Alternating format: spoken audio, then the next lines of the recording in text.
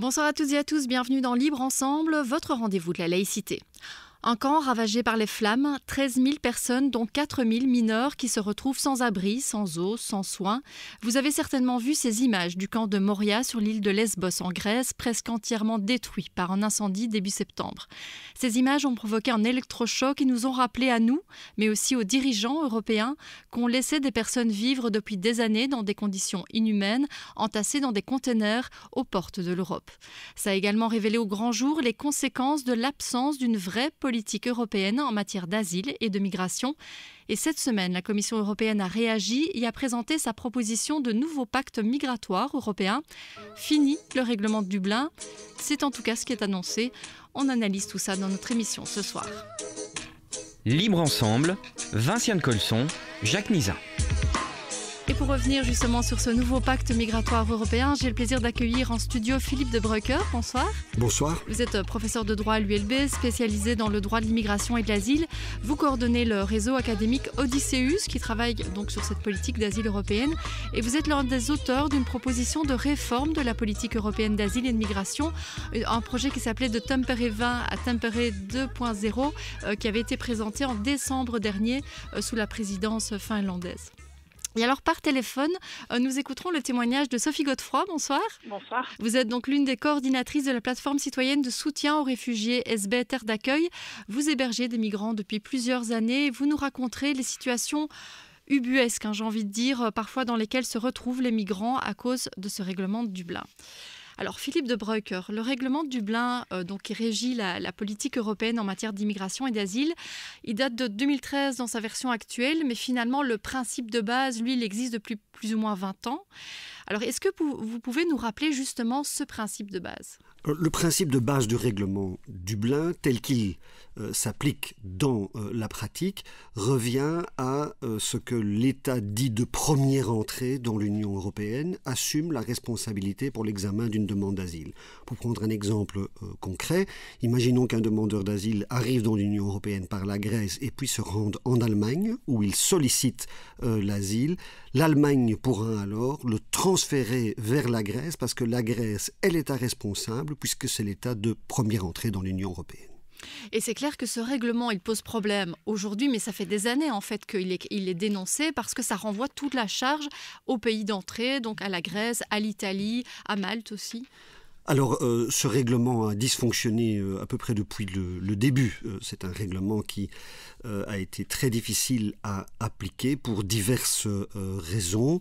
D'un point de vue théorique, il reporte effectivement la charge sur les États qui sont localisés aux frontières extérieures de l'Union européenne. Pour l'instant, c'est donc les États du Sud, l'Italie, la Grèce. On pourrait imaginer que demain, ce soit les États de l'Est comme la Roumanie ou la Bulgarie. Ceci étant dit, il faut être nuancé parce que cette charge reportée sur les États de première entrée a été longtemps théorique pour la raison que ces États n'appliquaient pas le règlement Dublin et que de manière un peu hypocrite, tout le monde dans l'Union européenne fermait les yeux. Les Italiens n'empêchaient pas les personnes de passer, les personnes passaient et se rendaient par exemple en Allemagne, les Allemands savaient pertinemment bien que ces personnes étaient passées par l'Italie, mais soit fermaient les yeux, soit n'en rapportaient pas la preuve. Donc c'est un règlement extrêmement curieux, dysfonctionnel sur le plan pratique, mais dysfonctionnel également sur le plan théorique. Oui, depuis la crise migratoire, on va dire vraiment la grosse crise de 2015-2016, là, on a demandé finalement aux pays d'accueil de vraiment respecter ce règlement et ce qui pose problème depuis lors du coup. Alors c'est exactement ça. La crise de 2015-2016 a joué le rôle de révélateur.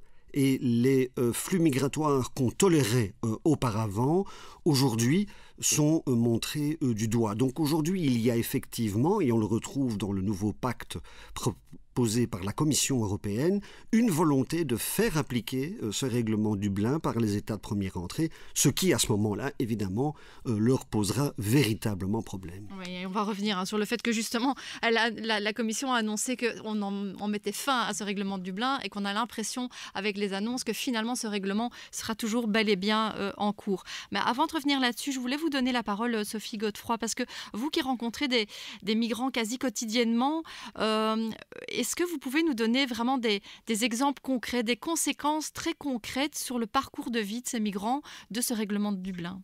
Oui, donc de fait, quand ils arrivent par le pays d'entrée, ils vont être assez souvent stationnés pendant des mois, voire des années, dans des camps comme celui de Moria, sans avoir même d'informations sur le sort qui leur sera réservé. Certains arrivent quand même à ne pas rester dans ces camps et dans ces dispositifs-là, à transiter à travers l'Europe, soit en recherchant à aller vers un pays dans lequel ils ont déjà de la famille, des connaissances ou dont ils connaissent la langue. Donc c'est vraiment avec un souhait d'aller vers ce qu'ils connaissent ou ce pour lequel ils ont reçu des informations qui sont souvent très erronées. Donc tout ça prend souvent des années. Donc ils vont arriver dans un pays, comme vous venez juste de le dire, ils vont arriver dans un pays, ils vont faire une demande d'asile s'ils souhaitent rester dans ce pays-là. Et ce pays-là va d'abord leur demander, va d'abord voir avec le pays d'entrée si ce pays d'entrée, entre guillemets, les récupère. C'est un peu comme ça que c'est vécu de leur point de vue. Donc c'est les envoyer dans un pays qu'ils ont cherché eux à quitter. Donc on voit des situations un peu effectivement absurdes du genre, par exemple, j'ai l'exemple en tête d'un père de famille qui en fait a été arrêté, a été mis en centre fermé pendant des semaines, puis on l'a dubliné, parce que c'est le vocable qu'on utilise, vers l'Italie qui, en fait, où il a été remis dehors, entre guillemets. Donc, on lui a dit après quelques jours, on te laisse repartir. Il est reparti, littéralement. Il m'a téléphoné, il m'a dit, ne t'inquiète pas de stress, je serai là dans quelques jours. De fait, une semaine après, il était de retour. Donc, on a des situations avec des gens qui voyagent, qui sont amenés à tourner entre différents pays d'Europe en recherche d'une solution ou en essayant d'atteindre un pays qu'ils ont dans leur tête, dans leurs rêves, dans leurs espoirs.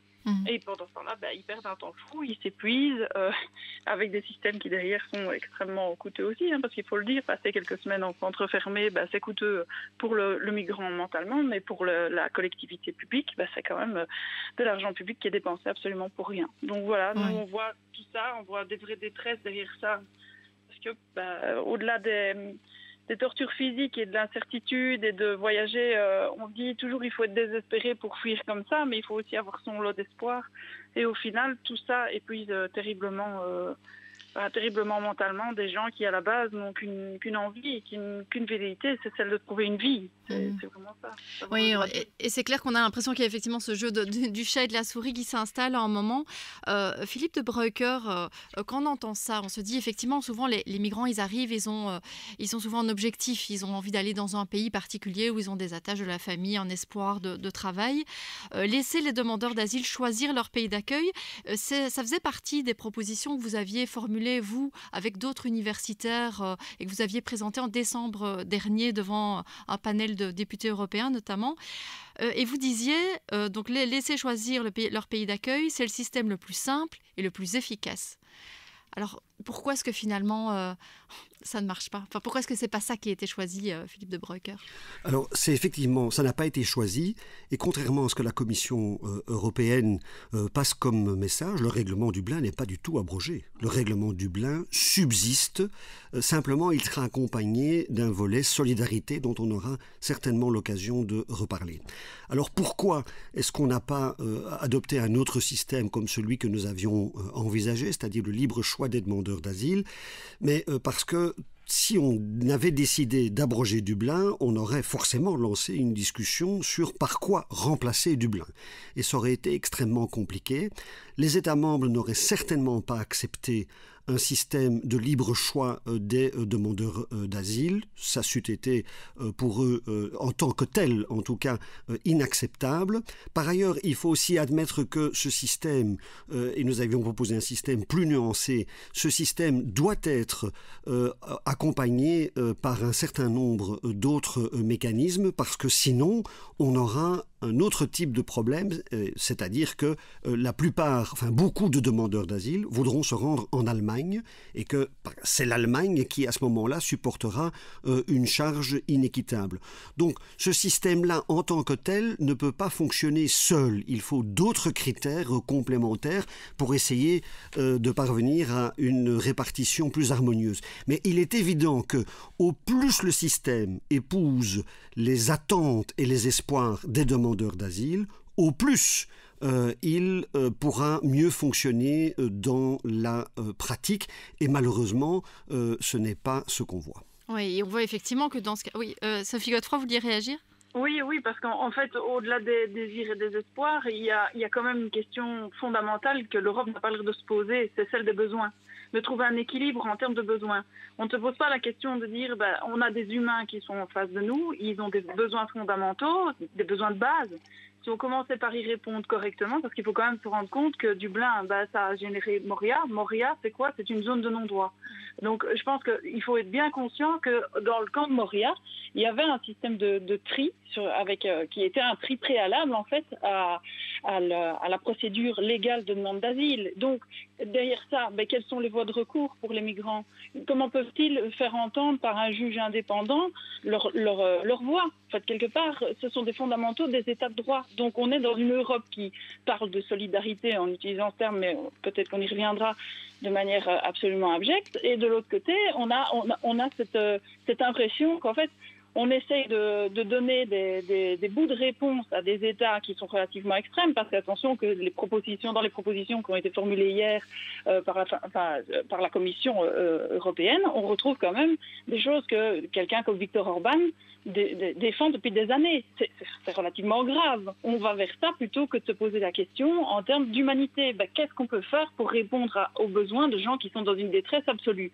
On ne répond pas à ça. C'est pas ça qu'on cherche à faire. On ne cherche pas à résoudre quoi que ce soit.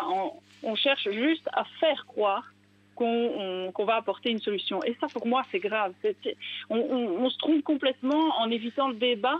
On est en train de broyer des vies humaines. Donc oui, ça me fait un peu réagir, un peu peut-être trop avec les tripes, parce que je vois ces gens, je vois leurs vrais visages. Oui, c'est clair que vous avez des visages, évidemment, vous avez des visages devant les yeux et pas des chiffres. Alors, j'ai quand même envie de revenir sur cette proposition de la Commission européenne. Donc, elle a proposé toute une série de choses. Et alors, c'est vrai qu'il y a un des points qui a interpellé, c'est le fait qu'on a l'impression que ce système à la grecque de pré-tri, donc on envisage un premier tri, comme c'est déjà fait un peu pour le moment en Grèce. Ça, Philippe de Breukers, c'est une nouveauté et c'est présenté comme quelque chose qui va permettre d'aller plus vite, de donner une réponse plus rapidement aux demandeurs d'asile. Mais est-ce qu'en termes de droit, ça ne risque pas de poser problème de respect des droits ? Alors, ce n'est pas vraiment un élément nouveau, parce que tout le but du système que nous connaissons actuellement est de faire un tri entre les demandeurs d'asile qui ont droit à une protection et à qui nous sommes prêts à donner cette protection, et les migrants qui ne sont pas des migrants forcés, ou en tout cas d'un point de vue juridique, à propos desquels on se réserve le droit de les renvoyer dans leur pays d'origine si on estime ne pas avoir besoin ou ne pas vouloir d'eux en Europe. Donc, le tri n'est pas nouveau, simplement ce qui est nouveau, c'est que la Commission européenne propose de procéder plus systématiquement à ce tri aux frontières de l'Union européenne. C'est ce qu'on appelle les procédures frontières, pour ce qui concerne la politique d'asile d'un côté, pour ce qui concerne la politique de retour des migrants en séjour irrégulier de l'autre. Et c'est donc cela, la nouveauté, l'espoir que ces procédures pourront se faire plus rapidement, plus aisément aux frontières, ce qui reste à voir, parce que il n'est pas du tout certain, si on ne met pas les moyens nécessaires, que ces procédures fonctionneront. Et l'exemple, évidemment, du camp de Moria est un très bon exemple de dysfonctionnement de la politique d'asile sous la responsabilité de la Grèce. La Grèce étant absolument incapable, dans un délai raisonnable, de traiter les demandes des personnes concernées. Et alors, par contre, là où il y a une nouveauté, où on peut peut-être y voir des éléments positifs, c'est sur justement cette question de solidarité. Alors aujourd'hui, ce qui a été présenté, c'est une solidarité obligatoire entre pays, mais une solidarité à la carte, où finalement, chacun est censé pouvoir adopter un peu ce qu'il arrange, soit accueillir des migrants, soit parrainer des retours, soit donner des moyens financiers et humain au pays d'accueil. C'est ça, Philippe de Breukers ? Alors effectivement, vous avez très bien décrit le volet solidarité qui vient compléter le règlement Dublin. Et ça, c'est une très bonne nouvelle, parce que depuis le départ, le règlement Dublin est une norme qui attribue une responsabilité aux États de première entrée, mais il n'y avait pas peu de mécanismes de solidarité vis-à-vis de ces pays qui, de par la conséquence, pouvaient se trouver face à des situations qu'ils ne pouvaient pas gérer en raison d'un très grand nombre de personnes. Effectivement, donc la solidarité est obligatoire. C'est une solidarité effectivement à la carte, dite flexible, mais ça c'est vraiment un pas en avant qu'il faut saluer. On attendait ce volet solidarité depuis très longtemps, la Commission européenne l'avait ignoré, les États membres ne voulaient pas en entendre parler. Pour la première fois, on a sur la table une proposition structurée, détaillée et précise pour mettre en œuvre un mécanisme de solidarité. Reste à voir évidemment si cela ne fonctionnera et bien entendu, cela ne va pas résoudre les difficultés liées au règlement de Dublin, puisque le règlement de Dublin persiste en tant que tel. C'est ça. Et je sais que vous, Sophie Godefroy, le mot solidarité, vous me disiez hier quand on discutait un petit peu de ces propositions, ce mot solidarité vous énerve dans le chef de la Commission européenne. Oui, assez fort, parce que de fait, pour nous, la solidarité, pour moi, la solidarité ne peut pas être déconnectée d'une certaine forme d'humanité. Or là, on entend parler de retour, d'encouragement au retour. Déjà dans la pratique, je fais une petite parenthèse, mais déjà dans la pratique, les retours, il faut encore savoir que toute une série de retours ne sont juste même pas possibles. Donc ils laissent des gens en déshérence parce qu'on ne sait pas exactement d'où ils viennent, donc on ne sait pas exactement où les renvoyer. Donc ça, c'est quand même quelque chose qui, très pratiquement, pour les personnes qui se retrouvent dans cette situation-là, est absolument épouvantable. Donc il faut s'en rendre compte. Donc après, derrière ça, de nouveau, on parle de solidarité pour les retours avant même de parler d'accueil. Donc de considérer les gens comme des humains. On va les stocker, désolé des mots, mais c'est ça, on va stocker les gens dans des camps en attendant de les trier, puis pour éventuellement les renvoyer. Je ne sais pas si derrière ça, il y a une conscience, en tout cas il ne transparaît pas dans les textes, la conscience par les dirigeants européens, les membres de la Commission européenne, n'ont pas l'air d'avoir conscience qu'on est en train de parler d'êtres humains. Donc en pratique, je crois que tout ça va contribuer certainement pas à une vraie solidarité ancrée dans l'humanité, oui, peut-être à une solidarité technique et numéraire, un peu comme on a vu une clé de répartition qui a pu conduire à un moment donné Maggie de Bloch à dire on accueille 12 MENA suite à l'incendie du camp de Moria. Ce sont des aberrations. Allez, objectivement, si on a des citoyens prêts à donner un coup de main pour accueillir des gens, d'ailleurs c'est ce qui s'est passé, on a eu toute une série de citoyens solidaires qui ont dit écoutez, nous on veut bien accueillir plus de gens, donc ne vous arrêtez pas à 12. Et donc le mot solidarité utilisé dans un contexte où on entend que parler de retour et pas parler d'accueil, ou si peu parler d'accueil, je suis désolée, mais c'est galvaudé ce mot-là. C'est pas... Ça ne correspond pas à un ancrage dans l'humanité. Voilà. Mais alors, on voit au niveau des associations, il y a des réactions quand même très négatives par rapport à ces propositions, mais de la part de chercheurs aussi, et vous-même, vous dites qu'il n'y a pas vraiment de modification du principe de base de Dublin. On voit que des députés européens aussi ont été très critiques. Alors, je voulais juste citer par exemple Guy Verhofstadt, député européen, qui disait l'Union européenne a externalisé sa politique migratoire à la Turquie, on a payé le prix géopolitique, nous ne pouvons pas fonder nos politiques sur l'extrémisme hongrois et polonais. Malheureusement, c'est ce que fait la Commission. Pour vous, Philippe de Broecker, est-ce que effectivement les propositions, même si vous pointez certains éléments positifs au niveau de la solidarité, est-ce que pour vous, on a trop écouté les pays tels que la Hongrie, la Pologne, la République tchèque, la Slovaquie, qui sont très très fermés sur les questions migratoires? Non. Je crois que les propos de Guy Verhofstadt sont exacts pour ce qui est de l'externalisation de la politique. Parce qu'on a effectivement trouvé une solution qui est celle de retenir les demandeurs d'asile et les étrangers potentiellement en séjour illégal dans l'Union européenne dans les pays de transit. La Turquie, par exemple, mais aussi la Libye. Et on collabore avec ces pays en leur offrant une aide financière en échange d'une politique qui consiste pour eux à retenir sur leur territoire les personnes qui veulent se diriger vers l'Union européenne. Par contre, le second point que Guy Verhofstadt adopte en disant qu'au fond on s'est basé sur les politiques les plus extrémistes est inexact. Il y a un très large consensus européen sur le fait que il faut accueillir les personnes qui ont besoin de protection et que par contre, les personnes qui n'ont pas besoin de protection sont dans une situation où ils sollicitent une faveur qu'on peut leur refuser et les retourner dans leur pays d'origine. Donc c'est vraiment une exagération de la part de Guy Verhofstadt, assez curieuse d'ailleurs, parce que son groupe politique lui-même partage le consensus européen. Je ne pense pas qu'on puisse dire qu'il y a un alignement sur les positions les plus extrêmes. C'est vrai qu'il y a une priorité qui est accordée au retour dans leur pays d'origine ou dans les pays même éventuellement de transit des migrants. Mais ça fait partie d'un consensus européen qui existait avant la présentation du pacte et qui continuera à exister dans l'avenir. Oui, mais ça veut dire quand même que cette proposition qui a été faite, elle doit être acceptée par tous les pays. Est-ce que vous pensez que les pays comme la Hongrie, par exemple, sont prêts à accepter la proposition faite cette semaine par la Commission ? Alors je crois que la proposition de la Commission est assez équilibrée et elle vise à établir une solidarité. Alors là, pour être clair par rapport à ce qu'on a entendu tout à l'heure, ce n'est pas une solidarité envers les migrants, c'est une solidarité entre États membres pour essayer de répartir le plus harmonieusement possible les personnes qui arrivent dans l'Union européenne.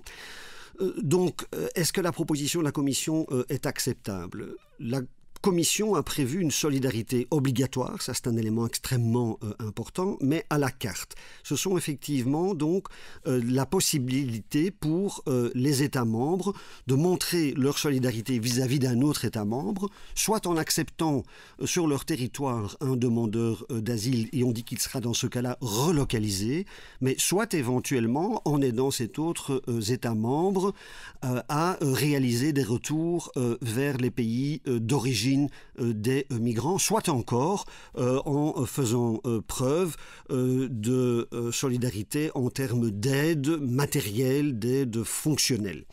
Donc il y a là un volet plus large. La relocalisation était inacceptable pour les pays du groupe V4, le groupe de Visegrad. Je pense que le mécanisme qui est proposé aujourd'hui pour eux sera beaucoup plus acceptable. Ceci étant dit, il restera toujours à la fin un problème parce qu'un certain nombre de personnes devront être relocalisées. La proposition de la Commission revient à dire que au terme du processus, s'il n'y a pas suffisamment de places de relocalisation qui sont offertes, la Commission elle-même, par un acte d'exécution en droit européen, les distribuera entre les États membres. Donc la relocalisation obligatoire, elle réapparaît néanmoins à la fin du processus. Ça, il faudra voir si c'est considéré comme acceptable ou pas. Par contre, il n'y a pas de remise en cause, donc, comme vous le disiez, des accords qui ont été conclus avec la Turquie et la Libye. Or, on sait que ces accords avec ces pays tiers, ils posent clairement des questions morales, des questions politiques. Et alors, disons que la Turquie, on peut encore émettre un doute sur le fait que c'est un pays sûr ou non pour les demandeurs d'asile. Mais en tout cas, la Libye, là, je pense que la question ne se pose même pas. On le sait, ce n'est pas un pays sûr. Et l'Union européenne continue ces accords. Elle ne les remet pas en cause. Alors, clairement non. C'est d'ailleurs un élément qui dans le pacte, n'est pas mis en avant, alors que c'est pourtant la solution que l'Union européenne a trouvée et la solution que l'Union européenne espère continuer à appliquer dans le cas de la Turquie et dans le cas de la Libye. Alors, comme vous le dites, on peut discuter la question de savoir si la Turquie est un pays sûr. Ce n'est évidemment pas le cas pour la Libye, où je pense qu'à peu près tout le monde sera d'accord pour dire que c'est un pays non sûr. Et pourtant, on continue à collaborer avec les gardes-côtes libyens qui empêchent au fond les migrants de quitter le territoire libyen par la mer. Et la volonté de la Commission Union européenne et de l'ensemble d'ailleurs des États dans l'Union européenne ou de beaucoup d'États est de dupliquer ce système avec éventuellement d'autres États de transit à qui on va demander exactement de faire la même chose. Donc au fond l'essentiel de la politique qu'on applique et qu'on veut appliquer et qui est efficace. Alors je ne dis pas effectivement que c'est moral, que c'est conforme au droit, mais on ne peut pas nier que ce soit efficace en termes de diminution des flux. Mais au fond, ce volet-là de la politique, il est un peu caché dans le pacte, il est abordé à la fin, alors que c'est l'axe essentiel de l'Union européenne. Oui, finalement. Et ça, j'imagine que vous, Sophie de Gauffroy, pour vous qui côtoyez ces migrants qui ont été certes souvent très abîmés par leur passage en Libye, c'est dur à entendre. Oui, c'est dur à entendre parce que, de nouveau, c'est pour moi, c'est d'une hypocrisie crasse la manière dont on communique par rapport à l'Europe, par rapport à tout ce pacte. Parce que finalement, on va en dupliquant des situations comme celle du camp de Moria, comme en continuant de financer, d'envoyer des fonds européens dans des dictatures. Comment on peut tenir cette attitude-là, tenir ce discours-là, et dans le même temps dire nous sommes le continent des droits humains. C'est complètement aberrant. Je veux dire, on est en train de créer pas de créer, mais de renforcer des systèmes qui permettent quelque part de refuser ce qui est quand même un droit reconnu à travers la Convention de Genève, celui de demander l'asile. Ce droit d'asile est de plus en plus difficile à pouvoir revendiquer pour des gens qui sont dans des situations d'extrême vulnérabilité. Et plutôt que de dire on va renforcer l'accès à ce droit, on renforce des dictatures en disant tenez ça loin de nous, tenez ces migrants loin de nous, tenez ces humains loin de nous, comme ça on n'a pas à s'en tracasser. C'est pas nous qui ne sommes pas respectueux des droits humains, c'est pas nous, c'est eux. Mais en même temps, on finance ça. Je veux dire, à un moment, c'est complètement hypocrite. Et ces attitudes hypocrites, à bien des égards, dans l'application de Dublin et de toute une série de ses conséquences, et dans les applications concrètes, pratiques qu'on peut imaginer qui vont découler de ce nouveau, entre guillemets, pacte européen, elles sont plus qu'inquiétantes en termes de respect des droits humains. Elles sont terriblement inquiétantes, oui. Et c'est terriblement hypocrite. Je n'ai pas peur d'utiliser ce mot-là. C'est une hypocrisie pas possible. Alors, Sophie Godefroy, on arrive déjà à la fin de l'émission, mais je voulais quand même revenir aussi sur l'automne, sur l'hiver qui va bientôt arriver. Comment est-ce que vous gérez la situation, vous, au niveau des hébergements, en sachant qu'avec la crise sanitaire, les hébergements en famille ont diminué, évidemment. Donc, juste en une minute. Donc, ce qu'on essaye de faire dans différents endroits, c'est de débloquer des partenariats avec les autorités locales, parce que c'est en fait encore les communes qui sont directement impactées par la situation migratoire. Et donc, dans le but d'obtenir en fait soit des mises à disposition de locaux, soit un soutien, ça peut être un soutien financier à l'hébergement, etc., dans des structures privées. Et donc, pour simplement sortir le plus de migrants sans abri possible de la rue, des talus de l'autoroute, et pouvoir au minimum leur offrir un repas, une douche, un lit pour la nuit, un peu de chaleur, quoi. Voilà, c'est ça qu'on essaye d'organiser pour l'instant, et on a de chouettes partenariats qui se dessinent ou qui sont déjà concrétisés avec des communes dans différents endroits de Wallonie. Voilà, donc il y a quand même un soutien qui s'organise et qui s'adapte effectivement à la crise sanitaire. Ouais. Quand les autorités arrivent à aller voir en vrai ce que ça veut dire être migrant, ce qu'est la migration, donc pas faire comme Charles Michel un tour en hélico au-dessus du camp, mais vraiment d'aller les rencontrer, d'aller les voir en général. Les autorités se rendent bien compte de l'inhumanité de la situation et décident d'agir pour un peu plus d'accueil. Voilà.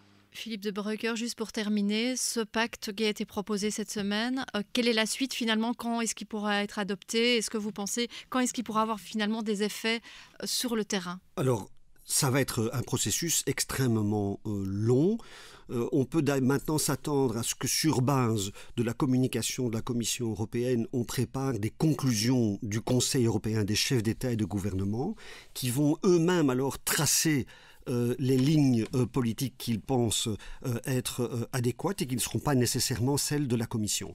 Et puis, une fois qu'on aura défini les grands axes de la politique par les États membres, il faudra que les propositions législatives de la Commission soient discutées par le Parlement européen et le Conseil des ministres, donc le législateur européen. Et c'est un processus qui prend en général au minimum 2 à 3 années. Et après ça, il faut encore passer dans la phase pratique d'application de ces nouvelles normes et éventuellement transposition des directives européennes. Donc on parle ici d'un délai qui peut aller jusqu'à 5 ans, voire même plus. Oui, c'est ce qui paraît quand même assez long dans le parcours de vie d'un migrant et c'est clair qu'on a l'impression qu'au niveau de l'urgence, on y répond assez peu, en tout cas dans les réponses qui sont apportées aujourd'hui. Alors, je vous remercie tous les deux. C'était intéressant d'avoir ces deux points de vue, un plus dans l'analyse et l'autre plus reflet du terrain pour mettre un visage sur ces migrants dont on parle finalement. Sophie Godefroy, je rappelle que vous êtes coordinatrice de la plateforme de soutien aux réfugiés SB Terre d'accueil et que vous cherchez toujours des soutiens si certains de nos auditeurs sont intéressés. Et alors, merci à vous, Philippe de Breuker, professeur de droit à l'ULB, spécialisé dans le droit de l'immigration et de l'asile. Belle soirée à tous et à très bientôt pour un nouveau rendez-vous de la laïcité.